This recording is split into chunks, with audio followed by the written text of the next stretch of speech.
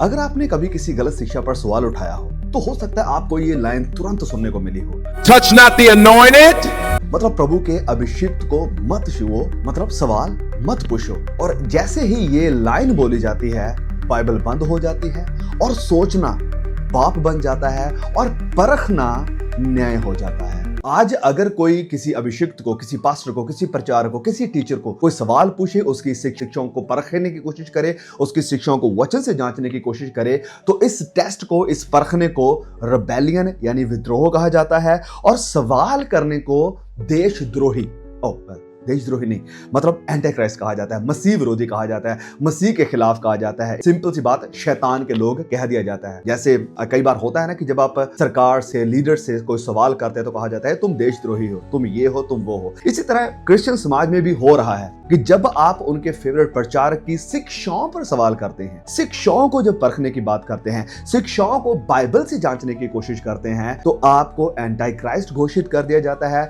मसीह विरोधी घोषित कर दिया जाता है, आपको सदूकी या फरीसी घोषित कर दिया जाएगा। लेकिन जब हम पवित्र बाइबल में आते हैं, प्रेरितों के किताब में अध्याय 17 वचन 11 में जब हम पढ़ते हैं, तो यहाँ पर हमें कलीसिया देखने को मिलती है जो कि बिरिया की कलीसिया थी। उनकी तारीफ करी गई इस बात के लिए क्योंकि उन्होंने संत पौलुस जैसे अपोस्टल की, संत पौलुस जैसा महान बड़ा प्रभु का दास, उसकी टीचिंग को भी वचन से चेक किया था, डिसर्न किया था। उसके बाद उन्होंने पौलुस की बातों को माना था कि ठीक है, यू आर राइट, क्योंकि तुम्हारी बातें वचनों के अकॉर्डिंग है। यहाँ पर इस बात को हमें समझना जरूरी है। अगर प्रेरित पौलुस जैसों को सवाल किया जा सकता है, अगर प्रेरित पौलुस जैसों को एग्जामिन किया जा सकता है, अगर प्रेरित पौलुस जैसों को डिसर्न किया जा सकता है, तो आज कोई भी प्रचारक इससे ऊंचा कब हो गया? आज कोई भी प्रचारक इससे बाहर क्यों भाग रहा है? आज कोई भी प्रचारक इस अकाउंटेबिलिटी से, एग्जामिन से, डिसर्नमेंट से क्यों अपने आप को छिपाना चाहता है, अपने आप को दूर रखना चाहता है? प्रभु के दास जो अनॉइंटेड थे, जिन्हें अनॉइंट किया गया था, जिन्हें मसा किया गया था,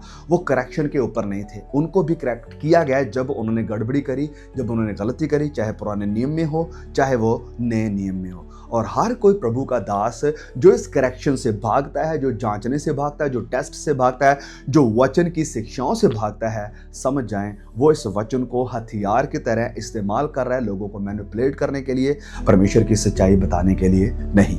प्लीज इस मैसेज को, इस वीडियो को जरूर शेयर करें, बहुत सारे भाई बहनों तक पहुंचाएं, चर्च मेंबर्स तक पहुंचाएं, अपने ग्रुप्स में शेयर करें, ताकि ये सच्चाई बहुतों तक पहुंचे और लोग बिना डर के, बिना गुलामी के, बिना बंधुआई के आजाद, स्वतंत्र होकर परमेश्वर की आराधना कर सके, परमेश्वर की महिमा कर सके और वचनों में मजबूत हो सके।